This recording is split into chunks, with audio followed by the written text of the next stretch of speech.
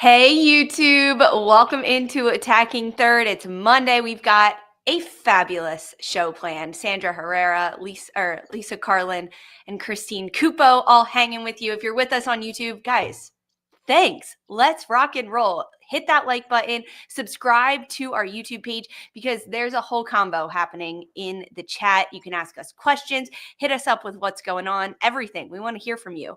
Christine, it's so good to see you. I have to mention the ambiance that you have created and the vibe that you are cultivating with your fireplace. Fabulous. I am Yule logging, y'all. I am Yule logging. It is officially holiday season, Kupo. I've been dipping my toe into the waters. I have not yet started to play Mariah Carey's All I Want for Christmas Is You on repeat yet, but we will slowly approach that. I'm about to say you're behind if you're not playing Mariah already. I know. It's actually a running joke in my family. Like, they have absolutely destroyed me year after year because, like, high school me was like playing that on repeat and like the teen angst in that. And my parents were just like, Jesus, what boy, please. So the lore there is so deep.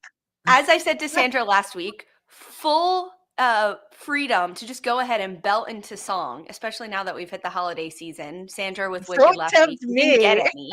Still waiting for the Wicked, songs to come out. I saw it, Sandra. Amazing. Yes. I texted you after because I was like, this is so good. Guys, we're going to talk about everything. Maybe Wicked, maybe the holiday, but definitely women's football because Attacking Third is starting right now.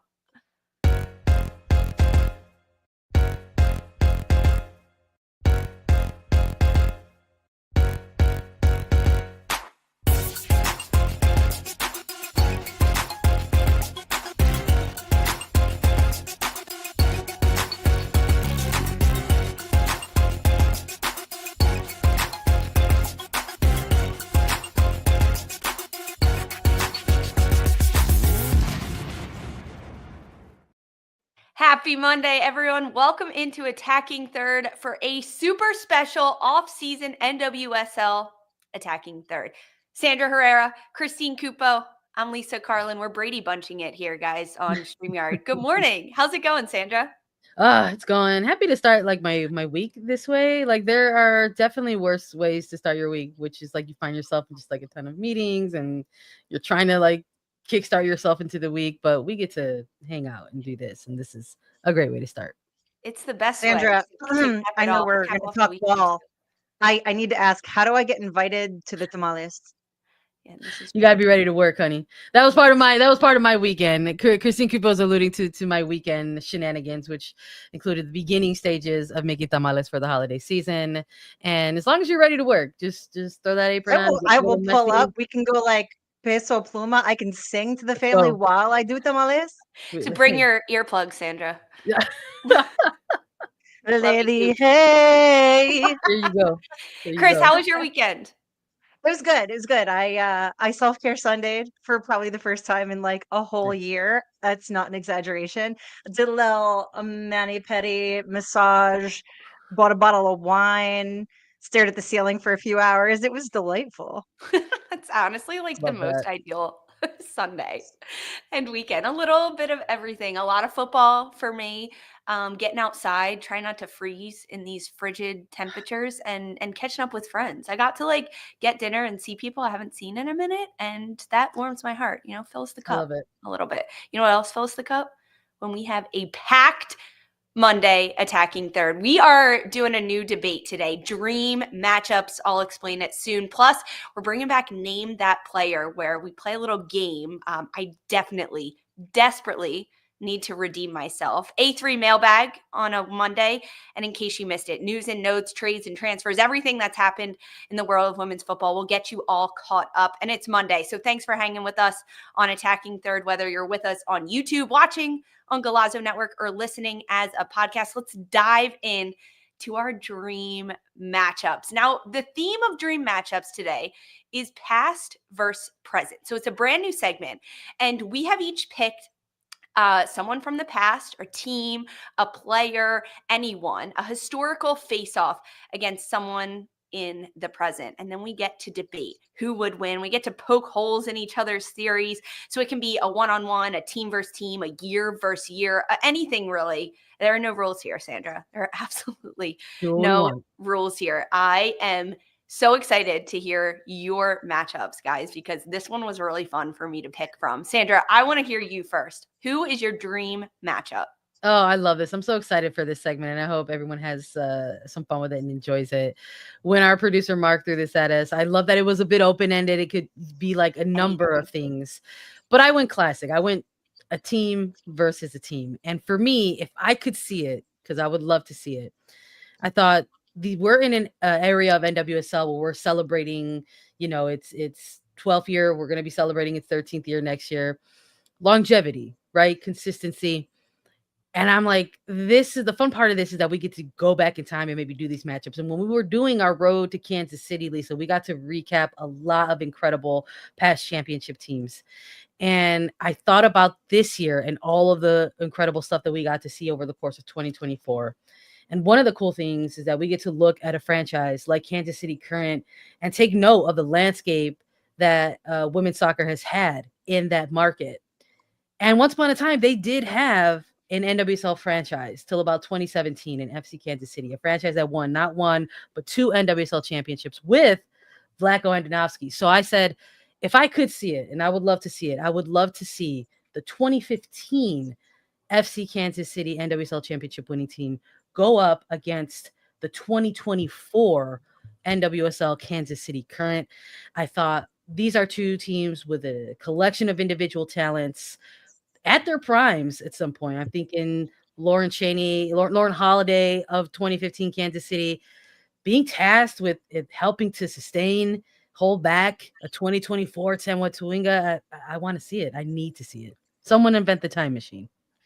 Wow, Sandra, that is a matchup for the ages. And now the thumbnail on YouTube makes a lot more sense to me. I didn't fully understand the 2KC logos. Who would win? 2015 FCKC or the current in 2024? Thinking it's got to be a knockout round, high stakes type of game, cup, championship, something. But I'm going to actually give a little bit of the edge to 2015 FC Kansas City. But what about 2024 Vlatko Andonovski? Don't you think he would be a better coach in 2024 than he was in 2015 and outcoach himself? I agree that he's a better coach in 2024 than he was in 2015. But the talents that he has on these rosters are also a little bit different. And what I remember the most about that 2015 team is their ability to adapt and adjust on a dime in terms of tactics and formations. The way they went from blowing up a hungry Chicago Red Stars team in the semifinal in 2015 to then going up against the Shield-winning Reign and holding them and playing so stingy. Their ability to adapt and adjust on the fly, I think, is a little bit of a pet of the curve for Kansas City. They needed some time to switch tactics over the course of a second season. It didn't just happen overnight in 2024 for the Current. So I'm gonna lean with the OGs. Ooh, the historic team wins. That's interesting. Okay, I don't love think it'll be pretty, but I think they'll win. It's so hard though, because you got to think about like how much the game has evolved beyond those teams at this point. So like it's changed, right? And so the positional requirements of players individually and as a squad have shifted. So it's like we literally, I don't know, this is so nerdy, but I love doing this stuff. I love this stuff too, especially because of the tactics, right? Like same coach and similar, I would say talent of personnel, right? You have top level talent on both of those teams, but it's how you deploy them. Okay, my matchup, I'm going with my dream matchup next. It is the 2019 U.S. Women's National Team World Cup champions against the 2024 U.S. Women's National Team Olympic gold medalists. This is a matchup that is, I would do anything to see it. So 2019 Women's World Cup winning team, you can't deny it. Head coach Jill Ellis, she had 23 players. The roster included A.D. Franch, Harris, Ashlyn Harris in the back, Alyssa Naeher. The defenders were Abby Dahlkemper, Tierna Davidson, Crystal Dunn, Allie Krieger, Kelly O'Hara, Becki Sauerbrunn, and Emily Sonnet. In the midfield, Morgan Bryan, Julie Ertz, Lindsay Horan, Rose Lavelle, Allie Long, and Sam Mewis, and up top, Tobin Heath, Carly Lloyd, Jess McDonald, Alex Morgan, Kristen Press, Mallory Pugh Swanson, and Megan Rapinoe. That was an absolutely stacked team. God. They were yacked. Meanwhile, 2024 U.S. side under Emma Hayes, she deployed a whole new look, right? And she got it done in crunch time. But that's what I want. I want the pressure on that 2024 team when they go up against the 2019 team. Now, I thought of this matchup as like defense versus attack. So if you look at the 2024 attack, so triple espresso, that's what we're rolling with up top with Mallory Swanson. She's going to be on both teams. Oh my God. There's a few on both. Super sub. Yeah, there's only a couple that play both. Yeah. And then the 2019 defense. So when you think about 2019 and how the U.S. played with their outside backs of Crystal Dunn and Kelly O'Hara, they got forward. They were constantly forward, which really left Julie Ertz as the 6, and then the center backs with Abby Dahlkemper and Becki Sauerbrunn alone in the back line. Now, it worked for the U.S. because they constantly had the ball and their front line was so aggressive, but they were really vulnerable in transition. The triple espresso, man, they would eat that alive. Trinity Rodman would get into that outside back space. She would call for the ball. She would go 1v1 against the center backs. They would score. They would create goals and score chances and just be insane, thriving in that transition and the counter press against the 19 defense. Now, when you think about the 2019 attack versus the US's 2024 defense, both attacks have Rose Lavelle and Mallory Swanson, knee Pugh. But Rose Lavelle in 2019 to me was in her prime, right? She was finding the space in between the lines, driving at back lines, threading balls, pulling defenses absolutely apart and destroying them because no one knew how to stop her yet. And she was feeling so good alongside Sam Mewis. That was a midfield that was undeniably electric. Plus, you had Alex Morgan, who had evolved her game. She was no longer just going to get in behind, but she could hold up play. And you had Megan Rapinoe, who was arguably at the top of her game at that 2019 Women's World Cup. 2024 U.S. backline with Crystal Dunn, Tierna Davidson, Naomi Girma, and Emily Fox. I don't think they could handle it, guys. I don't think they could handle the 19 U.S. attack, especially on set pieces. That's how that 19 team would beat the 2024 team. Megan Rapinoe on set pieces with Alex Morgan in the box. The 2024 U.S. roster, they would not be able to stop it. They wouldn't. Okay, well, I mean, I think that's a fair argument, but like Lisa, who would you rather party with, 2019 World Cup champs or 2024 gold medalists? 2024. I'd rather party with them. Okay, but the matchup is who would win, right? Against 2019, 24. Now who would you rather party with? I think we'd rather be in 2024 for sure. But it's tough. I love that you made the case for each one. But I mean, that midfield alone in 2019 is absolutely wrecking 2024. There's also an element of evolution of players' games because there are players that were on both rosters. But the one that has evolved and changed so much that I would rather have her in 2024 than 2019 is goalkeeper Alyssa Naeher. She was insane this past summer at the Olympics with the U.S. I would take 2024 Naeher over any other year Naeher ever. I mean, and 2024 would possibly win that matchup solely because of Alyssa Naeher. Yeah, it's crazy because she was low-key clutch in both tournaments. It's like crazy to think about that. But her DNA changed after the 2023 Women's World Cup. Oh, yes. Oh, guys, I want to see that matchup. Okay, Christine, best for last. Hit us with your dream matchup. You set me up so good and you don't even realize because you know that I am the walking captain of chaos. So if you give me like a thought experiment where I only have like a semblance of a route in reality, you know I'm going all the way. So I said Alyssa Naeher versus Hope Solo goalie wars. Wow. And so thank you for your little preamble, Elise. You really Wow. helped me out.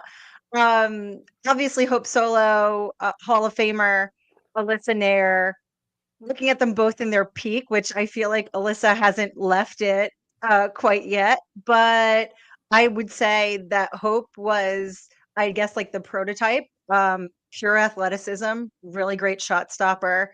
But Alyssa Naeher, the more complete goalkeeper, great with her feet, those double saves that she's made. I'm giving the edge to Alyssa Naeher, and I would say that she's the best keeper that the U.S. program has ever had. Yeah. Whoa. Big, big stuff. Big. By Kupo. I love this matchup. I love that you leaned into the player v player, whereas Lisa and I went like team v team. But this was the beauty of this segment. We were like, we can kind of go anywhere with No this. rules. But this My is tough. This email was to about- Mark was like, can I do this, or is this too chaotic? Do I have to like it's pick perfect. something? If that's I'm the like, sub question, if this is too chaotic, that means it's going to be That you do have to do it. Yeah, we got to do it. No, I love this one, especially when you're just like thinking about, you're saying they're going to be in their primes. But I do wonder if the scenario that you presented for goalie wars might be the difference maker here. And I think if we're talking about these two keepers in their prime going at it in goalie wars, I think the edge might be given in there. I'm with you on that. Oh, for sure. Remember, Naeher's way more likely to score goals with her feet too. Yes, 100%. She'll be like, and it's over. I just did this. I dunked on it. But if it's like keeper versus keeper over a course of 90 minutes, I think you give that advantage to Solo. Ooh, why? There's just something about Hope Solo, and if we're looking at widening the lens and talking about the trajectories of careers, I think Alyssa Naeher, we could see the kind of the build up to who she became on the national team. And for Hope Solo and her arrival, she got there, and yes, like younger players when they get into the mix develop over time, but this is a player that got into that conversation at a young age and demanded that spotlight because of her level of play, despite maybe the quote unquote inexperiences at the time. And I would argue the difference. I would argue the opposite. In goalie wars, I would give the edge to Hope Solo. She was a forward, a striker until college. Yes, exactly.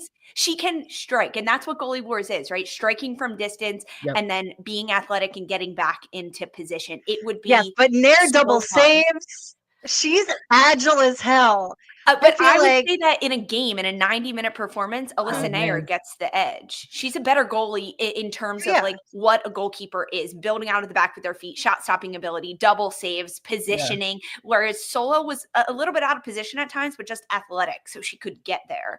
I feel like Naeher, though, also has that very placid nature where she doesn't get as ruffled. So I feel like if you're just going lobbing balls at each other, and she's more likely to stay locked in. I do. Yeah, but you want the crazy of Solo in a goalie wars.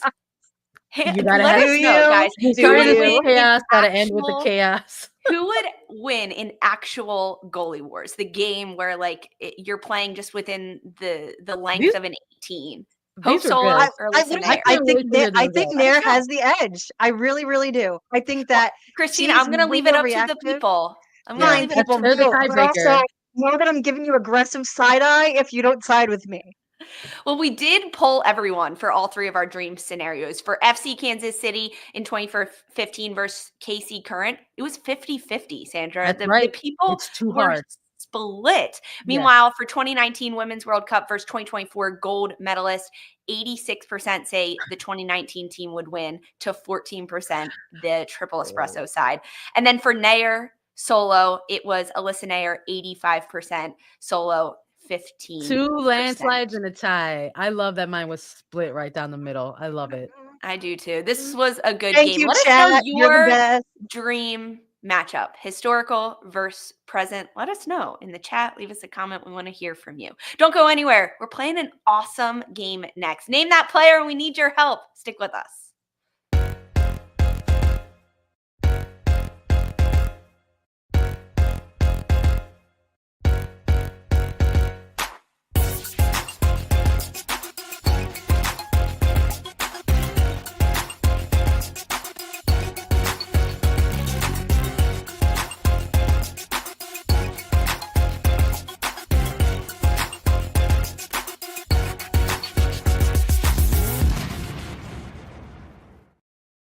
Hey guys, welcome back to Attacking Third. We're playing Name That Player. We've played it before, but it's just been Sandra and I because we've played on Wednesday episodes. So now we get to add Christine Cupo into the mix and see how she does. So in today's iteration of the game, we're going to start with one round initially to start. That's like the group stage. And then there'll be a knockout round for the finalists. So a little breakdown for it. Sandra, Christine, and I are all going to ask each other questions with help from the audience. There will be up to 5 clues, and then you have to name that player. So in the 5 clues per player, and if you guess correctly after the first clue, you get 6 points. Second clue, 4 points. Third clue, 3 points. Fourth clue, 2 points. Fifth clue, 1 point. Mark, producer, he's going to do the math for me. I can't hold up on it. Audience, we need your help. Think about it. Let us know. But Christine, there is a bit of a tripwire here. If you guess wrong, you're automatically out. 0 points. 0 points. Wow. Okay, chat. I need you to help me out here. Don't always listen to them, Christine. They've gotten me. They They've gotten throw me. you off sometimes. Nah. Paul Brown in here, T-Money, Chloe, they got me. I know for sure. They're not going to let me down. Maybe they led you astray, but they would not betray me like this. Right. I sure hope not. Well, Christine, the test is on. You are up first. I get to read you the clues for Guess That Player. Are you ready? All right, clue number Carlin, 1? I'm ready. Hit me. Clue number 1. This player was on the cover of Sports Illustrated. That's God, there's So you think about it. Let me know if you want the next clue. You can talk out wait. loud. Oh, so if I answer, wait. So if I answer without going with another clue, I'm just like, I'm done. You're wrong. You're done. Yeah. But if you get right, Oh, you get 6 okay. So Well, then you can ask for your next clue. Yeah. hit me with another clue because we have a lot of talented women who have graced the cover of Sports Illustrated. I was going to say, I don't think either of us, Sandra, have ever guessed on clue number 1. No. Play Yeah. it So safe. don't, I mean, I could, but I don't want to be wrong, man. definitely don't think there's no pressure here. We've definitely No gone pressure. through like all the clues at one point. Okay, clue number 2, Christine. This player scored her first professional hat trick in a 4-1 victory against the Kansas City Current. Her first goal? Her Oh my first God. professional hat trick. Oh my God. First professional hat trick. She was on the cover of Sports Illustrated.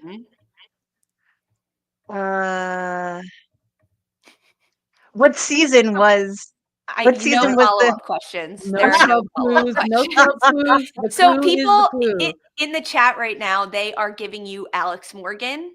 Chloe says Pinot, question mark. Question mark. Do you need a third clue, Christine? You can take a third clue. You still get 3 points if you get it after this one. Points are still Okay. on the line here. Fine. Okay. Clue number 3.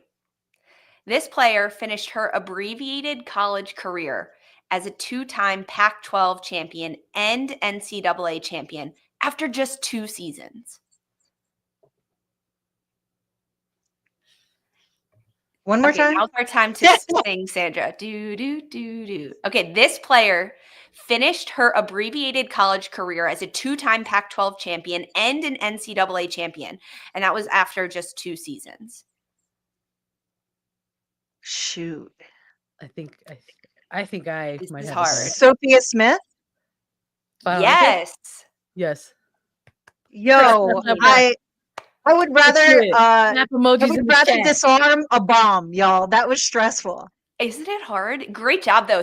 After clue 3, that's 3 points for you. You rock, buddy. Yes. Clapping That was emojis really good. in the chat. All the Cupo. things. Getting it Clue in number 3 4. Yeah, she got it in 3. Clue number 4 was this player was the number 1 pick at the 2020 NWSL College Draft. Yep. And clue number 5, this player That one I would have finally got it for sure. I just was teetering. I'm like, man, I can't They be do losing get it. easier. They do get easier. Clue number 5 was this player won the NWSL MVP in 2022. Yeah, that's like a dead giveaway. Those last 2. The last one is basically like their number 1 accolade. I love this. Okay, Sandra, are you up next? Do I get to guess next or do I get to read? I don't know. That was it. Oh, wait. I don't have any more questions. So Okay. I have. you were on the Wait, side. You know I- what? Kupo went first and guessed correctly, so she should read her player clues to whoever she's supposed to read them to. Now. Okay, so I got you, Sandra. All right, let's go. Okay. Number one, please. Okay. Clue number 1. This player earned her first cap for the U.S. Women's National Team in 2013. Chat, let her know. Okay. And also, Okay. no cheating in the chat. Come on, guys. Definitely cheating in the chat. You can help her out. Do you want me to go clue 2? Because that was wild. That first one is just if the first year is 2013. first cap for U.S. Women's National Team in 2013. Okay. Okay. All right. Clue 2. Clue 2. This player played just 3 matches for the Colorado Rush. Still wouldn't have gotten this. Yeah. Ooh. I feel Sandra, like you know who this is. It's one of 2 players. It's one of 2 players. Okay. The chat's saying Haran. A lot of people are saying Haran. I was going to say it's either that player or it's Swanson. And do you want me to give you clue 3?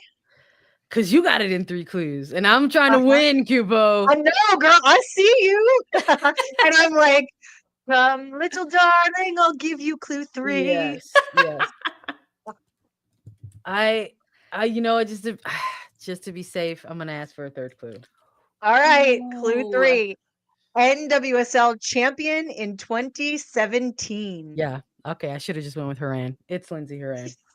Yeah, I got it. 2013 is definitely too. 2013 was definitely. Yeah, 2013 was way too early for Swanson. I knew it was Haran, but guys, see, Mondays is when the self-doubt monster creeps the biggest, and I just had that self-doubt, and I shouldn't have done it. That was on me. That wasn't on the chat. Thanks for everybody who was supportive along the way. Wow. Okay, so you guys are tied 3-3 with your points. All right. All right. Lisa. I hate this game. It's so nerve-wracking. It's up for you. All right. Okay, I'm ready. Clue number 1, hit me. Clue number 1. This player has won the U.S. Soccer Young Female Player of the Year award. Oh, man. Those first ones are tough.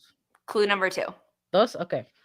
This player was drafted 2nd overall in the NWSL college draft. We don't have a year? No, ma'am. That is cheap, no Mark. follow-up questions, Corlin. That is. There is no year. There's no year. Okay. Well, it's not. I know who it's not. Yeah. Well, sometimes that doesn't always work out in one's favor. Would you like a 3rd clue? This is interesting because if you get it on the 3rd clue, we would be like all tied. I know. Okay, I think I'm gonna guess because I'm trying to win, and I either get 0 points or I advance to the next round. That's right. Why not? That's right. So young female player of the year and drafted. So there were a number of players that weren't drafted. So that eliminates them. Yeah. Which is who I was thinking about.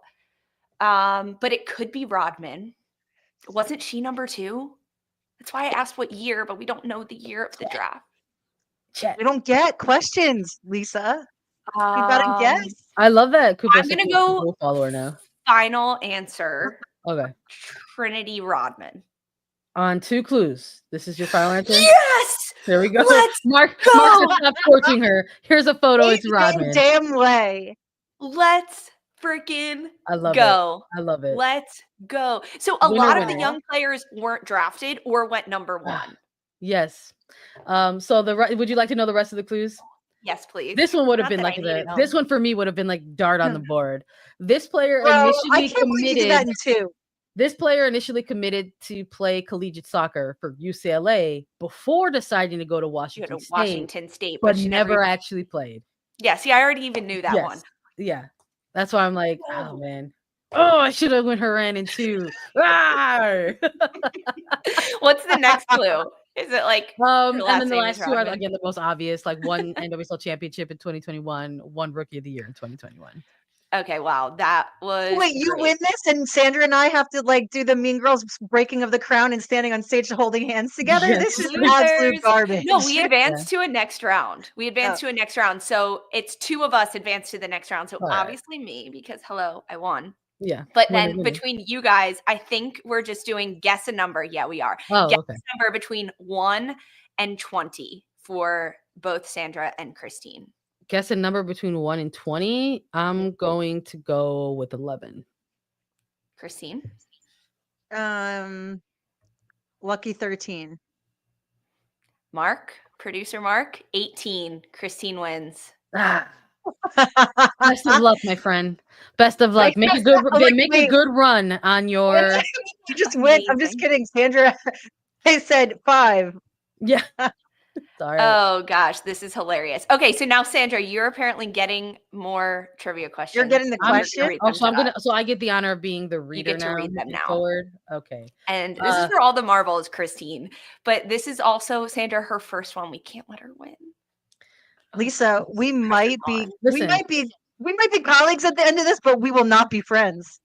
Don't ever get into competition with Lisa. Let me tell you from personal experience, Kupo.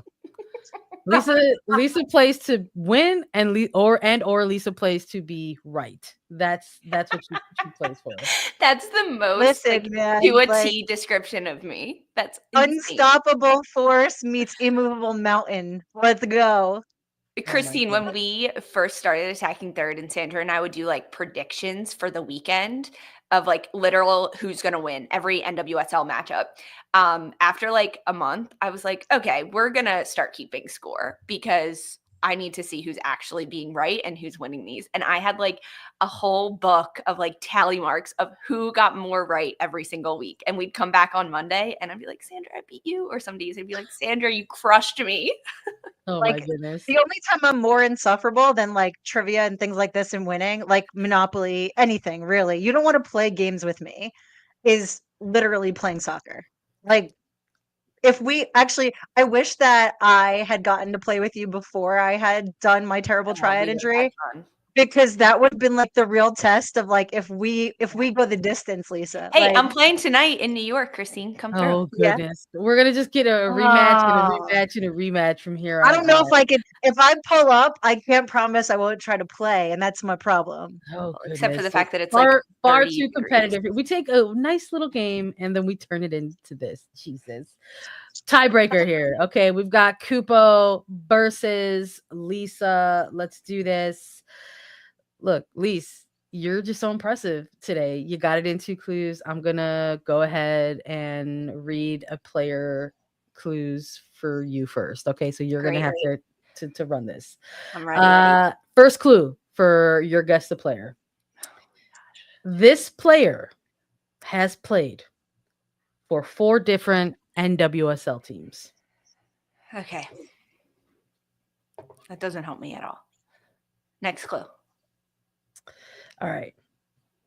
We're going to go with clue number 2. This player earned her first senior international cap in 2017 during a match against England. 2017. Player earned first senior international cap 2017 during a match against England. I think, wait, hold on. 3. She's only played for 3 clubs. Actually, maybe not. She's played, I don't know. Okay, I need the next one. Okay. This player won the Women's FA Cup for the 2019-2020 campaign. Would you like to guess? Yeah, Rose Lavelle. It is 100% Rose Lavelle. Woo, if you would have gone to clue 4 and not got it, I would have been like, girl. I knew that. Clue number 4 is this player was a 4-year starter at University of Wisconsin. Oh, and you know my favorite Rose Lavelle story of yours. I know. She beat us every single time. They were our first game in preseason. I went to Marquette, and it was like an hour and a half drive. Our first game every preseason, our last game every spring, and then we played them once in the NCAA tournament. and Rose just destroyed me every time. I knew that after 2. I should have guessed, but whatever. Okay, Christine, your turn. That's I got 3 self-doubt. points. That's self-doubt. Okay, so Lisa got it in 3 clues. This is your chance here, Koopa. First time playing. Guess that player. Let's see how you do. Clue number 1. stress. This player has played for 3 NWSL teams. Okay. Ooh. I don't know if you're thinking or if you want another clue. I'm thinking. I'm just trying to. I feel like that covers a large swath of players that could. Yeah, hit me with 2 because there's no way. This player earned her first cap for the U.S. Women's National Team in 2016 during a match against Ireland. In 2016, Ireland. 2016. What was Lavelle? What competition was that? It just says in 2016 during a match against Ireland. 2016. Like, It's like, who the hell? And So 3 clubs. This one's tricky. yeah. 2016. You can look at the chat, Christine. People are giving you. People will try to give guesses as well. Yeah. So we've there. got Emily Fox and we've got Mel Pugh. Would I really get Sofen Mel? I feel like. Okay, guys, I'm trusting Alex Morgan. Was it Alex Morgan? Okay. I'm trusting you. I'm gonna go Mal Pugh Swanson. On clue 2? Yeah. Okay. We got a winner. We got Are a you winner. kidding me? Are you on her kidding first me? time playing Guess That Player. It was indeed Mal Swanson on 2 clues for Christine Kupo. Thank you, chat. I was like trying to go through my young Rolodex of players. Like, who could that have been? Yeah, 2016 is. Yeah. Yeah. I should have guessed after 2. Whatever. We will just have to have you back, Christine, and play again so that There you go. I can try to redeem myself. There's a new sheriff in town. Yeah. Uh-oh. Yeah. All right, we're done with this segment. We're going to break. We got mailbag next. See you soon.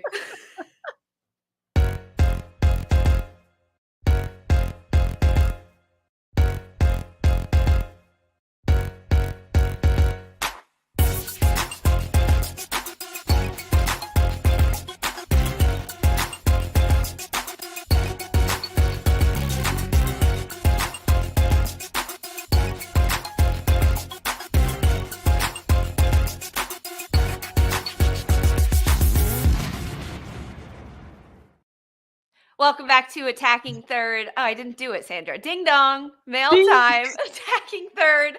Mailbag segment is here. I forgot. I was just on autopilot. Guys, ask us your questions. We want to know them on social media at Attacking Third, with us on YouTube, on the chat. Let us know the questions that you have. Hit us up, producer Mark. He compiles them all, and then we get to answer them for you. Question 1 today comes from Veronica Klingle 160. They say, who do you all think is the quote it girl of the free agency that clubs will be looking to sign? Now, there's already been a lot of signings. Yeah. I'm going to go ahead and say those players are off the table. It's as of today, Monday, December 9th. Who is the still current it girl, Sandra, that is a free agent? Oh, who goodness. do all the clubs want?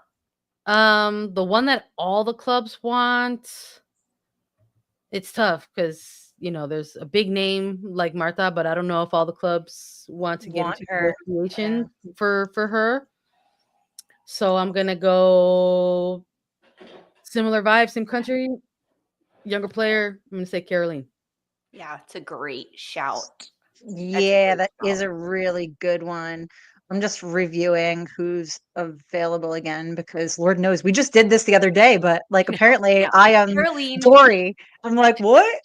Caroline's a really good shout. I don't think she's going to leave North Carolina. So hope not. Definitely an it girl, but perhaps because she hasn't signed, there's no announcement yet, means that money's being thrown around. And that's the beauty of free agency. Players get to say where they want to go based on style, coaching, players around them, and money. I'm going to throw Midge Purse on this it girl list. That's who I was thinking too. Yeah.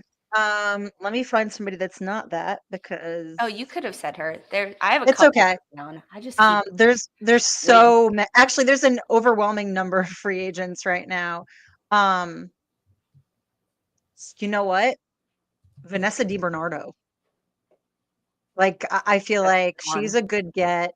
I don't know if she'll be the it girl, like Sandra said, like, yeah, of course, the no-brainers like a Marta, but I feel like there's a greater chance that the fires could get stoked around Midge if people are willing to spend. But also a team like, I don't know, the Dash like to spend.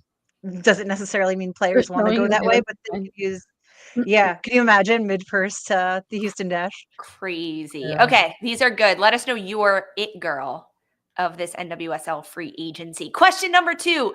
Goal Sweeper 1999 says, do you think the already egregious stoppage time in the NWSL continues to get worse, or can there be rules put in place to combat this phenomenon? This year in the NWSL, we saw stoppage time at an all-time high, and mainly stoppage time, right? Big picture, it's to prevent time wasting. And they calculate the time based on substitute, assessment of injured players, time wasting, removal of injured players, cards that are being given, delays from VAR checks. Is this going to change, Sandra, or do we just expect 15 minutes moving forward? I mean, I hope it's going to change. I think there's got to be like a sweeping data collection type of thing over the course of 2024, specifically when it comes to NWSL. Because I mean, shout out to the question that these are the games that they're asking about. So I do wonder if maybe when you go through that data collection and you find that so much of that extra added time is because of VAR checks or back and forth, or the amount of time it takes to go from one point to a certain part of the field, review that footage, etc. If the data shows that that is what it is that is tacking on the extra time, then maybe that's where you try to target some things. Maybe you introduce like a clock. Like there's a pitcher's clock now in Major League Baseball. Like you've got a certain amount of time to make that pitch and make that decision. Like maybe there's a clock for the official. It's like, this was your call on the pitch. There's something here you should look at. You've got 30 seconds to make a decision. If it's inconclusive, then you have to stand by your call. You that could made on also the field. arguably do that for injuries, right? Depending on the severity of the injury, like a lower body injury, you have Yeah. 20 seconds on the pitch with your training staff, and then you have to get them to the sideline so we can redeem play. I said Yeah. lower body because head injuries, right? Neck, you Yeah, don't want to Right. different category for sure. So I think again, I think there needs to be like I would love to see it too. Someone give me the data on like how much stoppage time was added for these different varying reasons. Was it more based on VAR? Was it more injury stuff for the players where they were trying to get more tactical? Let's figure it out. Also, with VAR being more common in the NWSL and the pros, the professional referee organization, getting more experience, they're constantly in training for it. I imagine those VAR review checks are going to go down in time as well moving forward, which will also make for less disciplinary time. We'll keep you guys updated on the I stoppage think time. that's the heart of it, though, is that we need to review refereeing the person, the individual level, the human side of it, because we just keep adding more technology to it.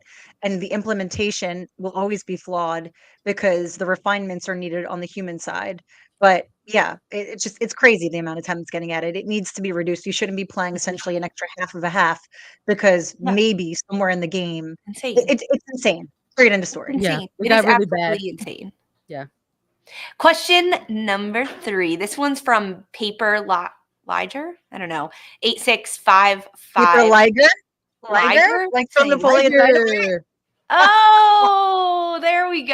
Lion and the tiger. Guys, it's a Monday. Let me go. Lisa the knows question- internet's good. Actually, Lisa's on par with my boomer mom in terms of just understanding aspects of the internet, and I love it. It's her most endearing quality. It's the best. I am. I don't know the internet. I don't. No, she's not online enough, guys. And she's the smartest one of us all for a reason. Okay, well, the question comes. I love you guys. Thanks. Who are some underrated players in women's football that we need to be paying more attention to and or celebrating? This might be one of my favorite questions that we got, because what other better way to highlight some, under the radar players? Christine, do you have any that come to mind immediately? I feel like the names that jump into my mind are players that are notable that tend to get their flowers. So I'm trying to like flip through the Rolodex of like, yeah, okay, like. But on world stage, they might not, right? Like if it's Yeah, a exactly. NWSL player or something. Sandra, who I mean, jumps to you? Shout out to this question again. Really good ones today. Appreciate it. And I immediately was like, let me think outside of like, United States. And I think I referenced a couple of these players when we were like celebrating Latin American History Month. But a good chunk of players that were like part of that like U20 Mexico World Cup squad are players that stand out for me. Probably the biggest one is Montse Saldivar. She plays with Club America for Liga MX Femenil. She's like showing up and showing out constantly, like absolutely this like modern era type of player energy where she's kind of navigating space between like that left back, left winger. She's a left binger type of player. Can absolutely bomb if you need to generate and create. So she for sure is a player that's on my list. Young player, only 18. What people are really excited about now at 25 with Ovalle is great, but Ovalle was starting to show these things when she was just first playing in Liga MX Femenil like 8 years ago. So now she started so young, and now she's still young at 25, and like all these rumors are around her for transfer fees and stuff like that. And I feel like for me, Montse Saldivar could maybe be like giving some of that next Ovalle type of energy. So really good player. Players. Yeah, that jumps to mind, Sandra. I'm staying in Liga MX Femenil with Jackie Ovalle. People are not talking about her enough. She's changing the game with not only all the awards she has won with Tigres, but the way that Ovalle plays, it can change a game. She is a superstar that steps into the spotlight when she needs to. And honestly, because Mexico hasn't been as good in the last couple of years, I don't think she's gotten the spotlight that she deserves, right? At the international level, at the club level, Jackie Ovalle is so good. I mean, honestly, the Tigres team is so stacked. Like Tembi Katlana, the South African forward, the way that Katlana plays with Ovalle, and also there's Jenny Hermoso on that team. Just people aren't talking about Liga MX Femenil enough in general. Guys, go watch that league because it is so fun. I love how this has turned into like a Liga MX Femenil segment. Incredible. Shout out to the question. Love it. And you didn't even mail me any tamales. Come on. Oh, sorry. Giving the love. I also have Julia Gwynn with Bayern Munich, the German. Oh, she's so good. Back. Then I had to give some other love to defenders. Vanessa Gilles with Lyon. Lyon has been doing really well this year because of Gilles. So some love to defenders with Gwynn and Gilles. Guys, I loved your questions. Thank you. If you have questions for Attacking Third, we do mailbag segments all the time at Attacking Third on socials. I won't be the one to see them because I'm chronically offline, but someone will see them. Producer Mark writes them all down. And if you're with us live on YouTube, drop them in the chat. We compile them and we will answer all of your questions. Don't go anywhere in case you missed it. Coming up next.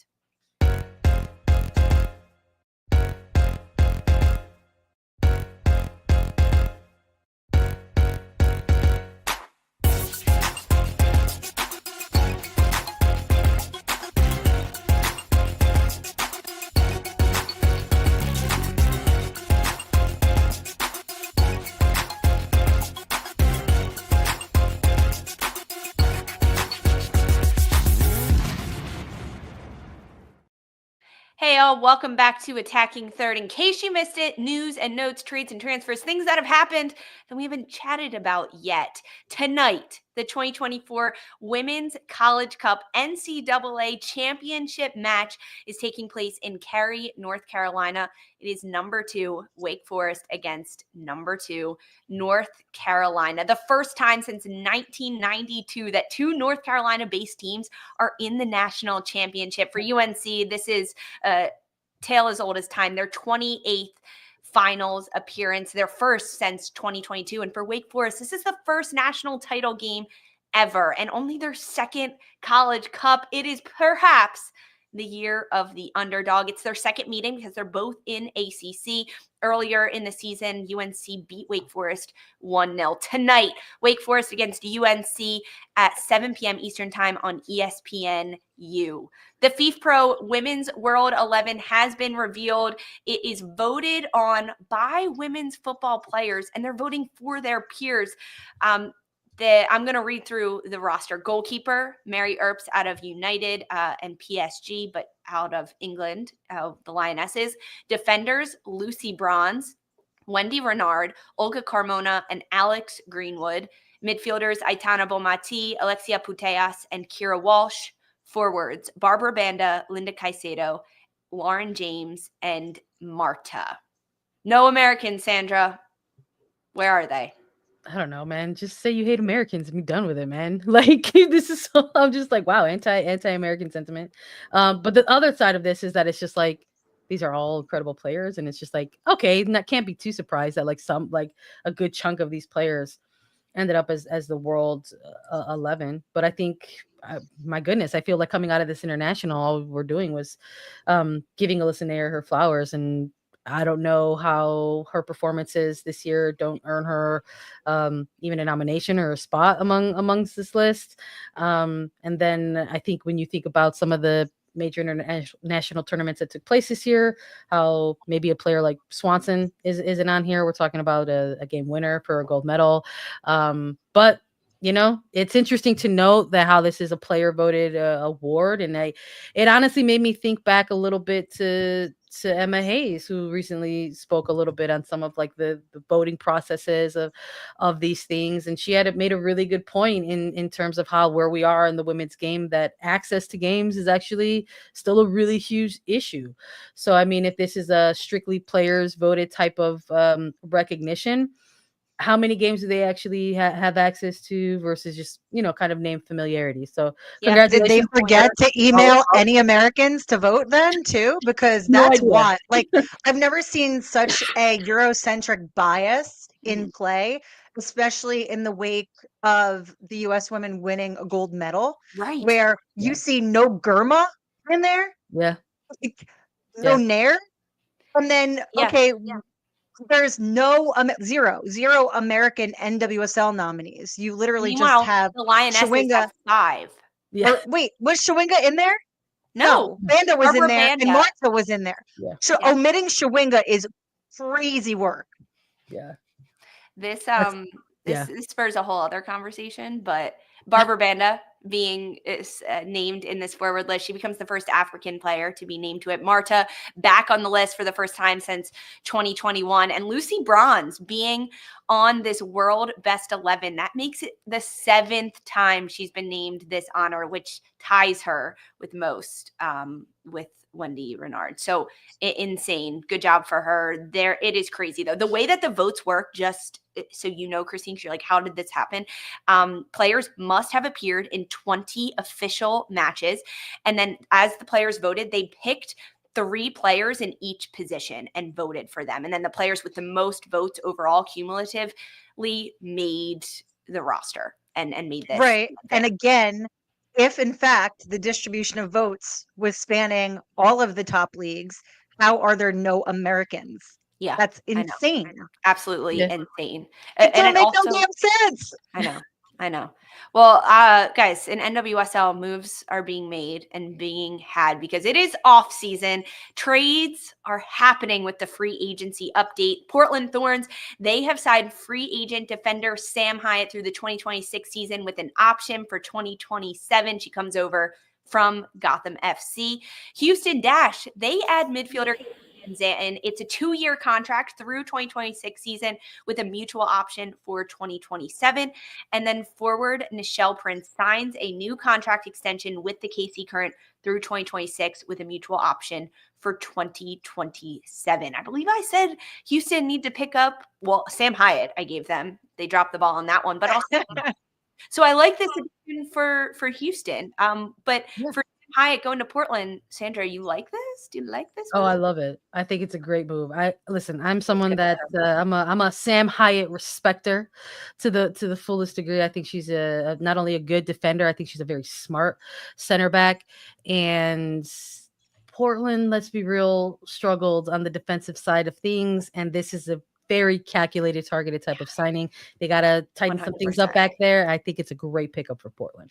100%. Guys, thanks for hanging with us today. We played some games. We had some fun. We did our dream matchup. And in case you missed it, filling you in on everything. If you're watching on Golazo Network, thanks, guys, for joining us. You can listen as a podcast. For those on YouTube and listening as a podcast, we have a very special A3 extra time today. We talked about stoppage time. You know what? We decided we're going to add it to A3 today because we want more time. So if you're watching on Golazo Network, thanks for joining us. If you want to hear what we talk about in our final segment, head over to YouTube or listen as a podcast. Don't go anywhere. We've got A3 extra time coming up next.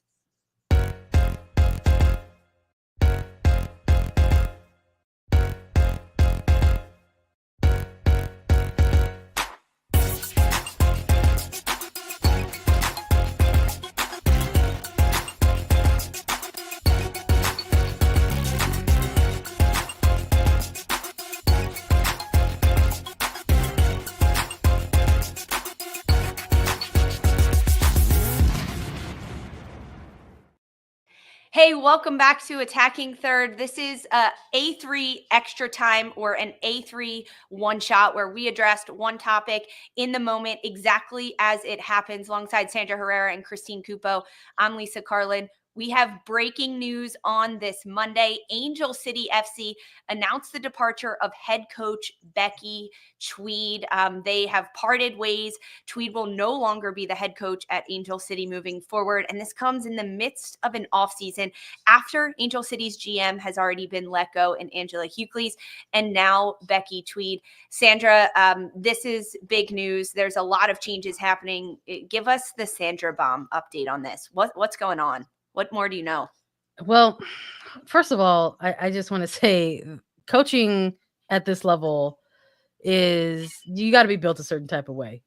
Because I think, and we discuss a lot about players and player movement and how things happen there.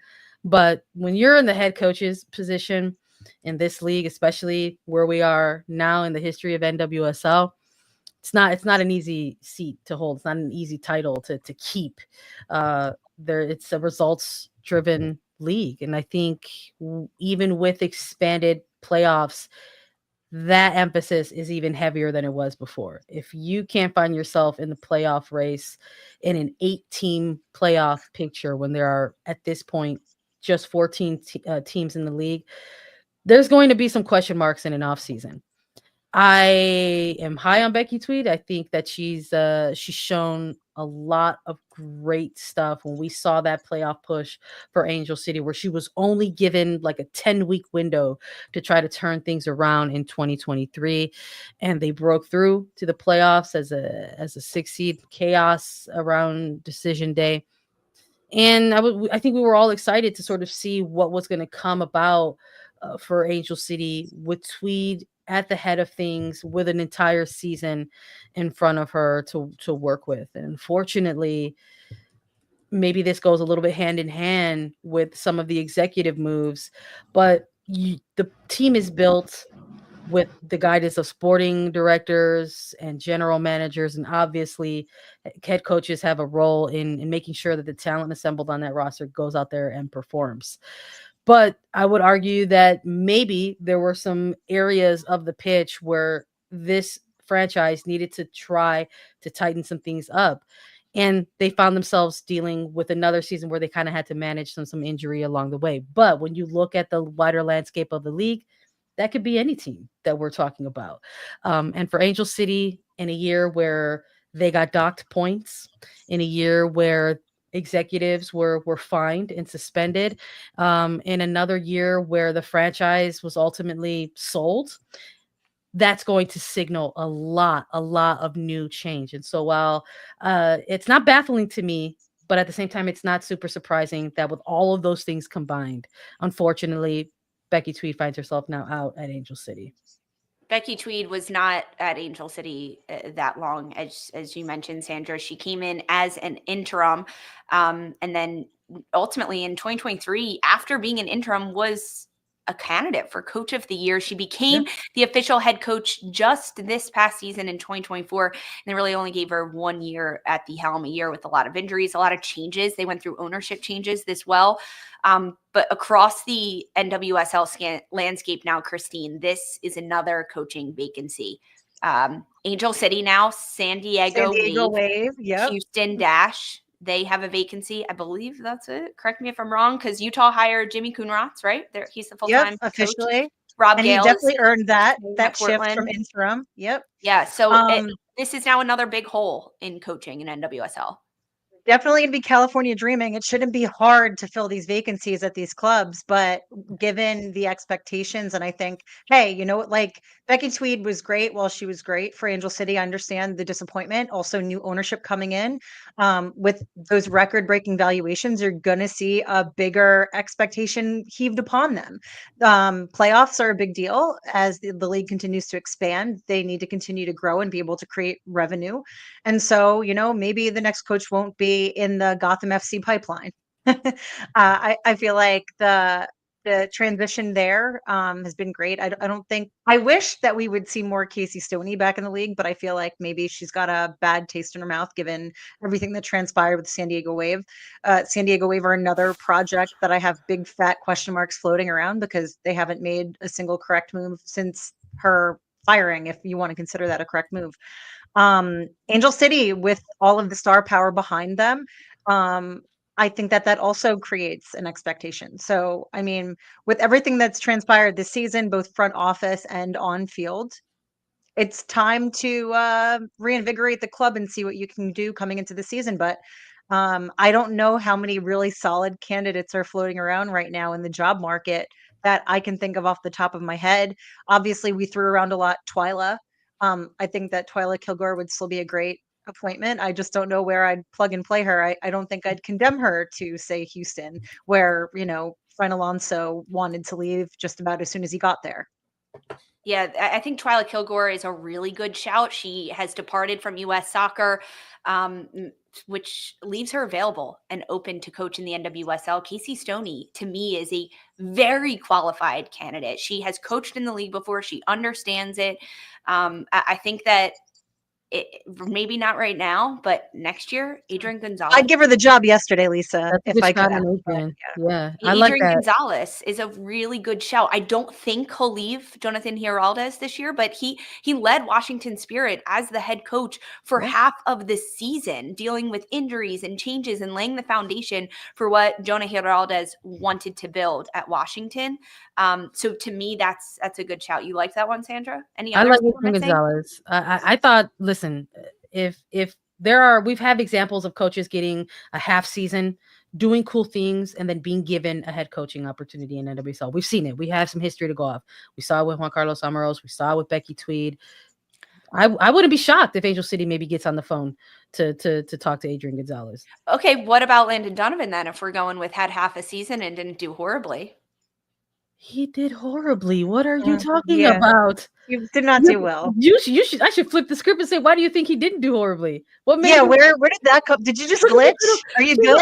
She's over here. I immediately asked the question and went like this because I knew it was bizarre. But hey, you have to throw his name out there because why? You could also throw. Have you seen the way that this league hires coaches? They don't care. I do see the way that I see the way, but completely respectfully, for any other NWSL team to give Landon Donovan a job is purely because he's Landon Donovan the player, not Landon Donovan the coach. That he has not threw so many ideas at that San Diego Wave team that it was impossible for them to actually acclimate to any sort of a tactic, if we can call them tactics. If you want to play hoof it and run ball, fine. Okay, but Christine, while I have you fired up, what about Jonas Edval? I don't know that Jonas would acclimate to the style of play for NWSL.